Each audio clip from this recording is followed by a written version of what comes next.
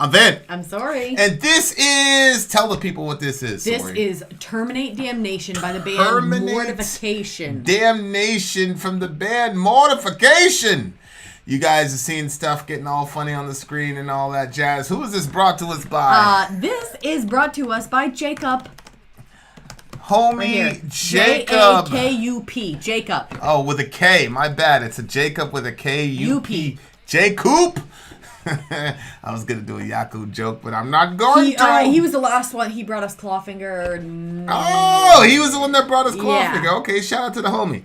Okay, so if you, dear listener, would like your song reviewed, there's a very simple process for doing so. My favorite is a community option, $1 to get you in at Patreon. You join an alliance, you meet the amazing Kellen Dross. Kellen Dross and I are working on a side project thingamajiggy that we're going to be releasing to y'all pretty soon. So there's that, and there's a community, things like that. Guys, we also are doing live stream recordings. Last week I did about 4 live streams for about, in average, I'll say about 2 hours and 45. I mean, it's a long time. We all chill, we all hang out, and we do reviews and things of that nature. So there's so many things that happen with Patreon. Okay, aside from that, there is also the Filthy Capitalist option, or the option that the big homie J. Coop did, which is $125, gets you straight to the head of the line. You do that 3 times, you get knocked down to the $75 rate. Now, having said that, without further ado, let's hear this song. This is... I feel like he's going to try to push the limits again.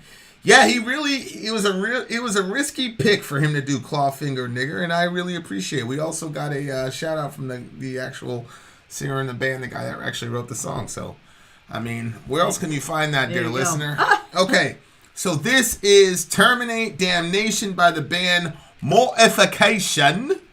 That should be interesting, and let's go.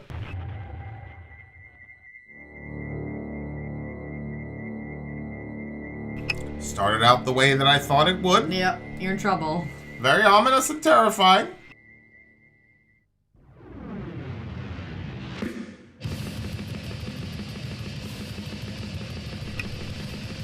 Yes, Pinky.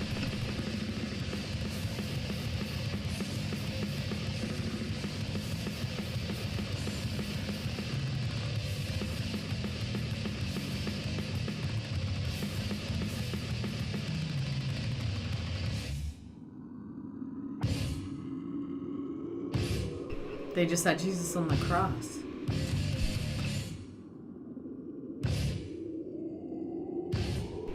I feel like this is one where we're really gonna dig in on the...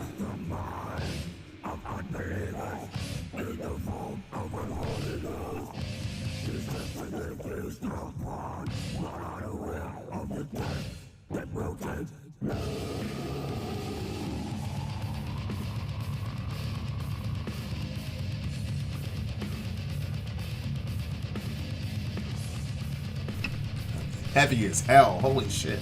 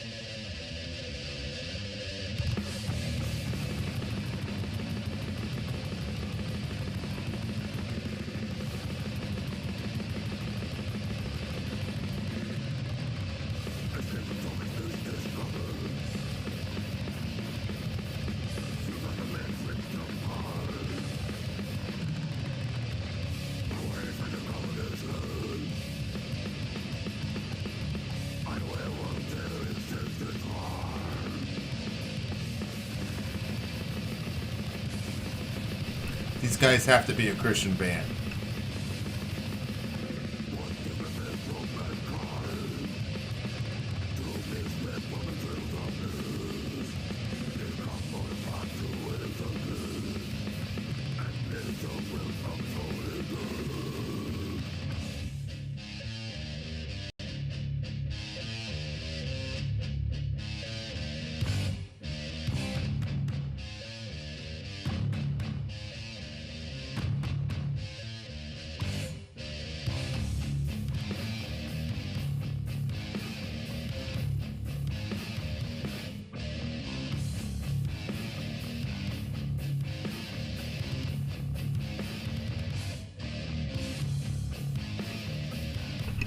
kind of like a Metallica interlude somewhere.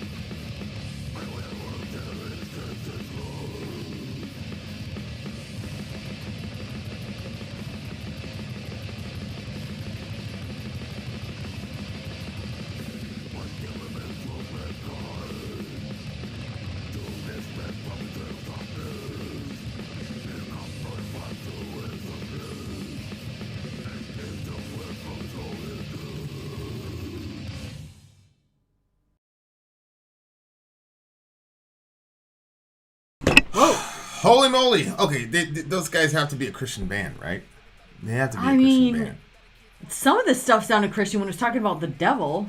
These guys have to be. I mean, the name of the band is Mortification, which is obviously... It's gotta be. Maggots infest the minds of unbelievers.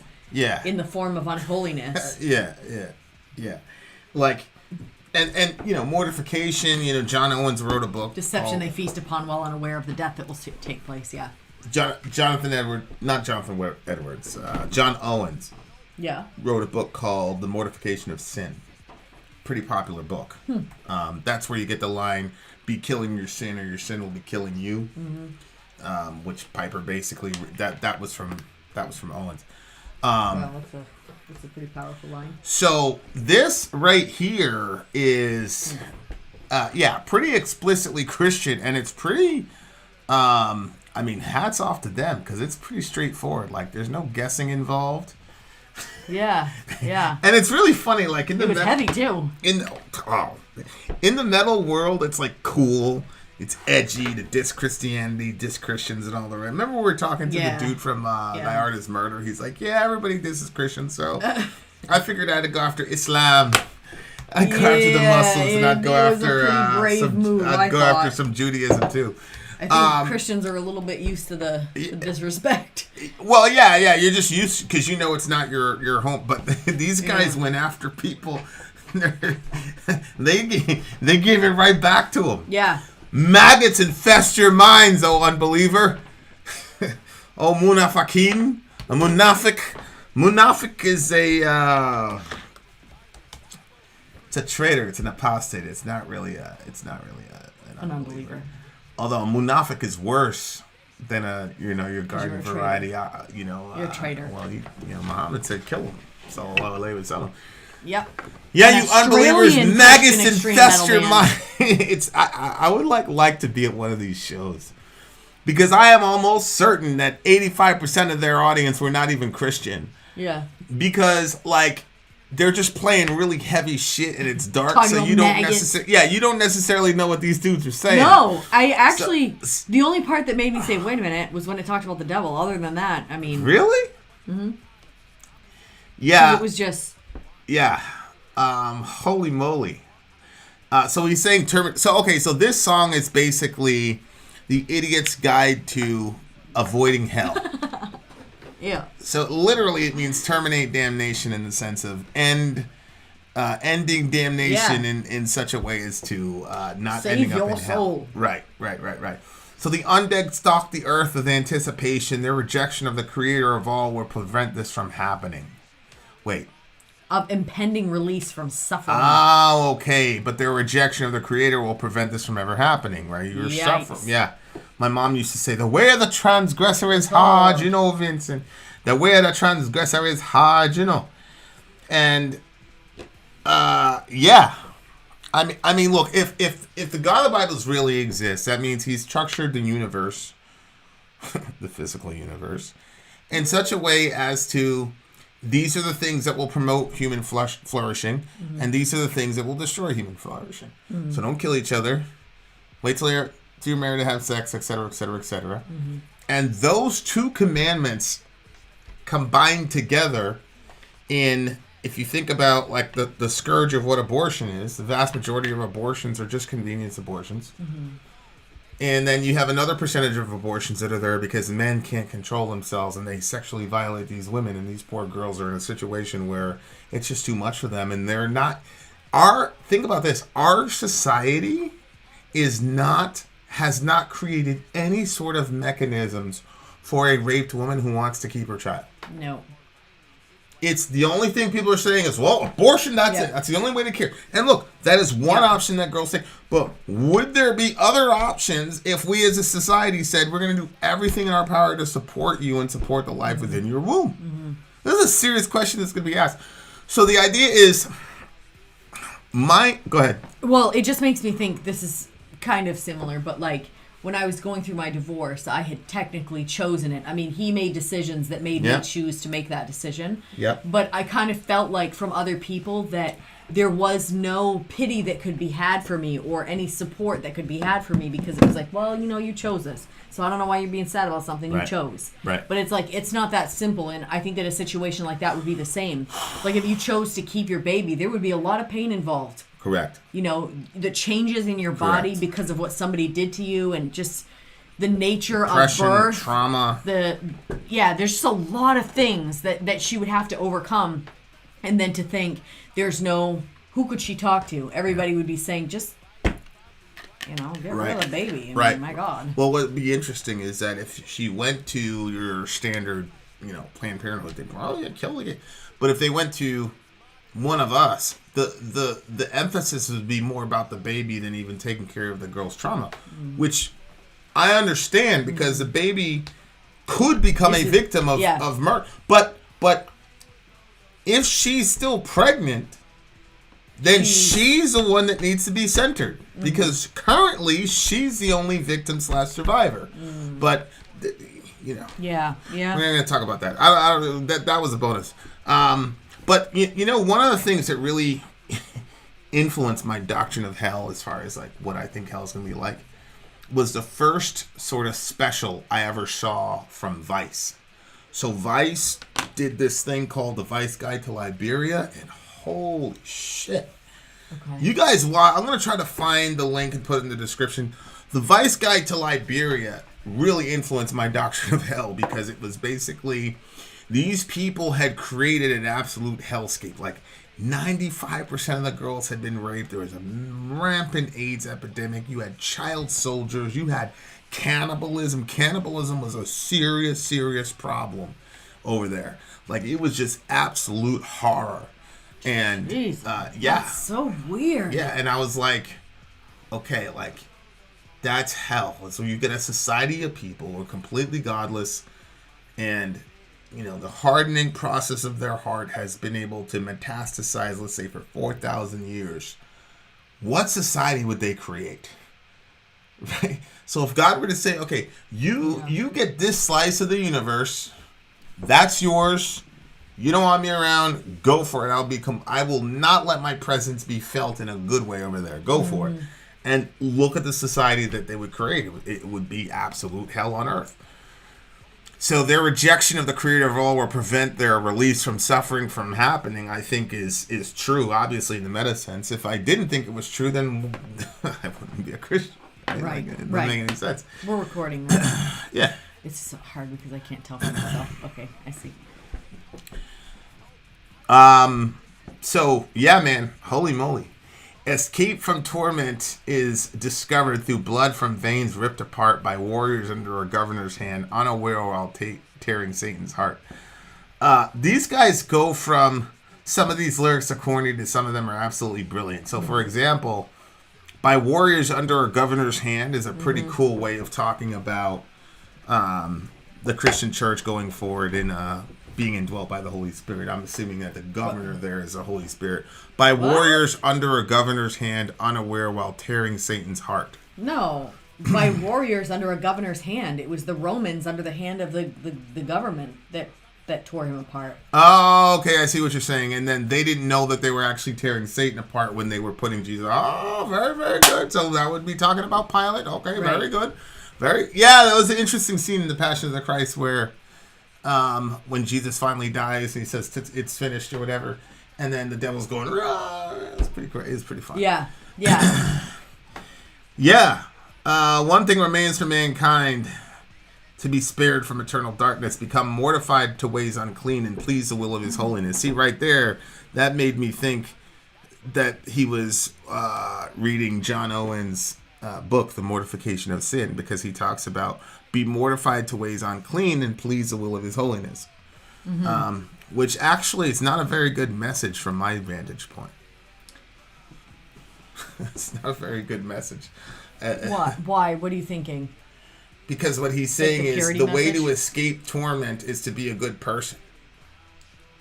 Well, one thing remains for mankind: to be spared from eternal darkness, become mortified to ways unclean, and please the will of his holiness. That's it does kind of sound like works. It sounds like works. Well, because I was looking at it, become mortified to ways. Okay, mortification.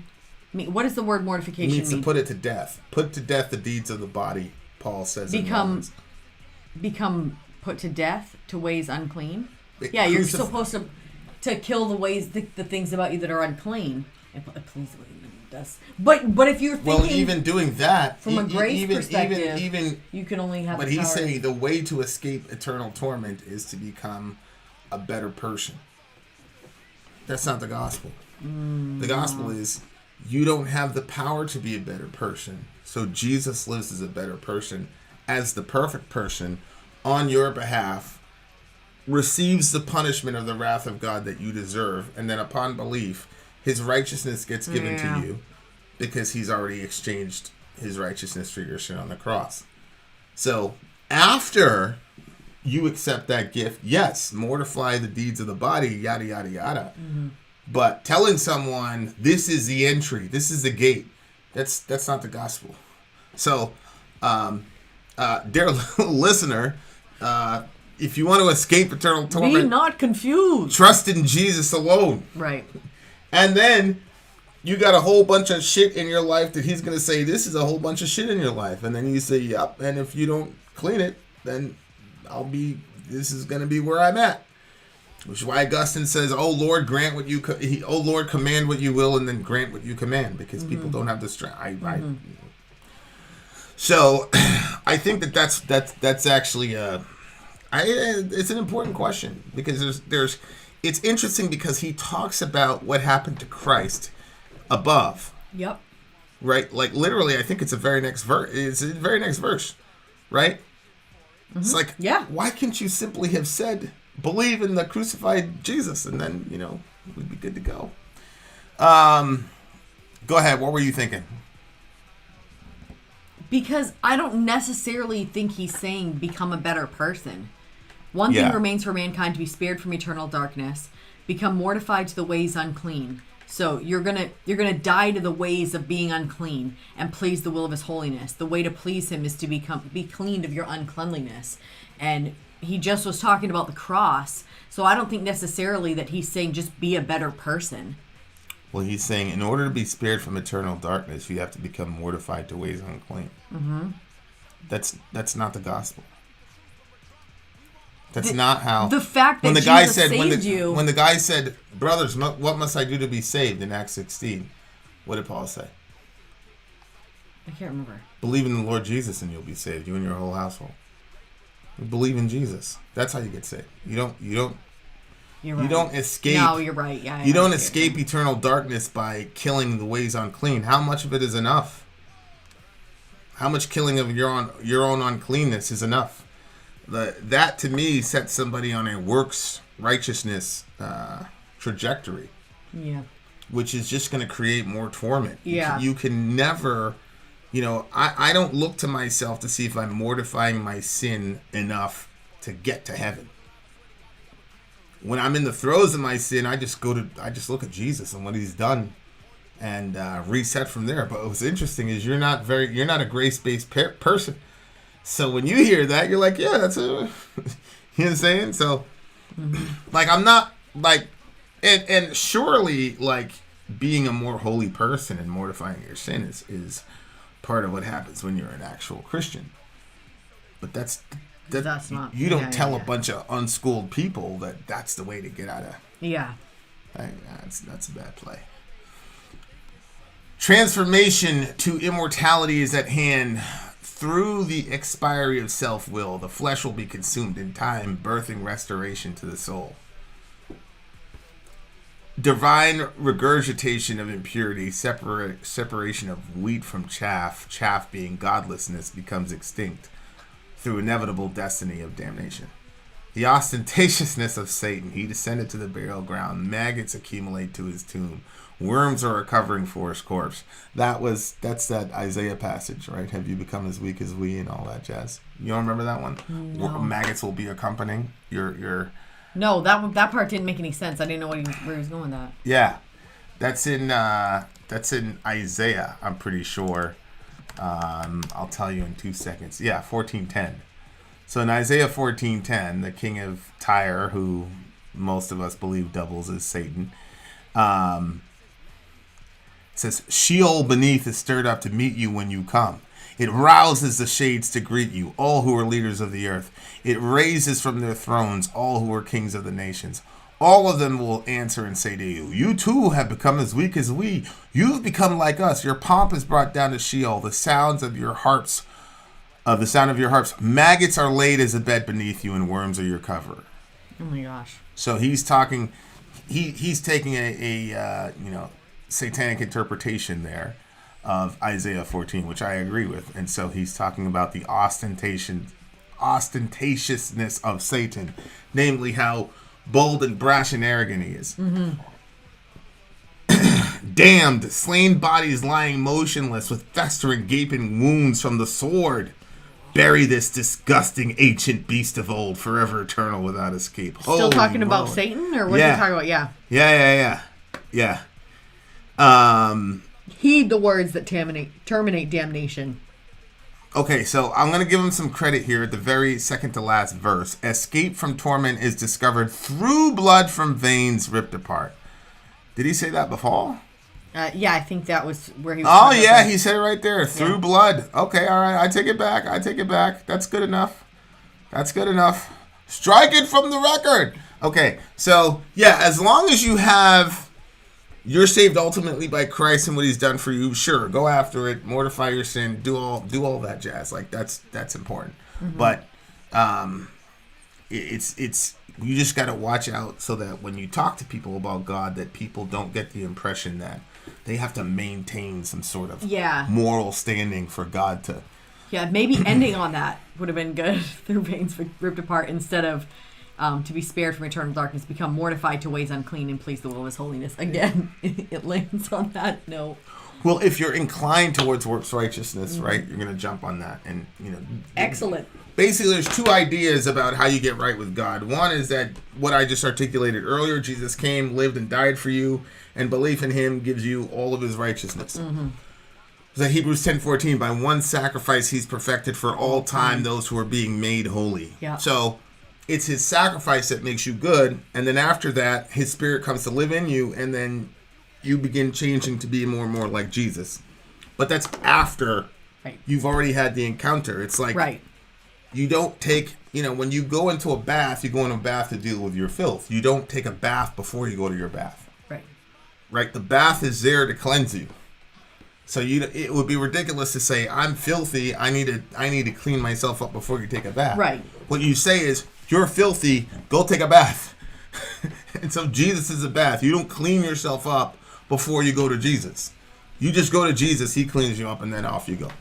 And try not to get all that junk on your shirt. And that's great, babe. It's just the analogy doesn't work with me because I literally take a shower before my bath. Right. There's just no hope for you. 9.4. 9.4. 9.2 for me. Okay. There you are, dear listener. Vin out. Sori out. Gone. Villagers, the NCAA college basketball tournament is right around the corner. We're doing a March Madness contest for our village to raise funds for other villagers in need. It only costs $1 to participate, and you'll have the option, if you want to donate a little extra. The way it works is you go to ESPN.com and fill out a bracket with the teams that you think are likely to win each game. Whoever wins our contest will get to pick a song for Vin and Sori to react to. So that song you've always wanted them to do, you can now get it done for as little as $1 if you win the contest. There will be a link in the description to this website that we take you to a PayPal site. From there, you make your donation and you'll get an email back with instructions on where to join the group and the password so that you can join. Now, if you're asking, I'm not a big college basketball junkie, I don't know what's going to happen, that's okay. There's all kinds of information on the website that will show you what the experts are predicting, statistics on each team, and even trends as far as what everybody else is voting on. So you'll fill out your bracket. You can start doing that on March 14th, and you'll have until the games begin on the 19th to complete your bracket. You can join the group at any time, but those are the days that you can actually fill your bracket out. If you have any questions, send those to vinandsorimarchmadness@gmail.com, and I look forward to seeing you guys there.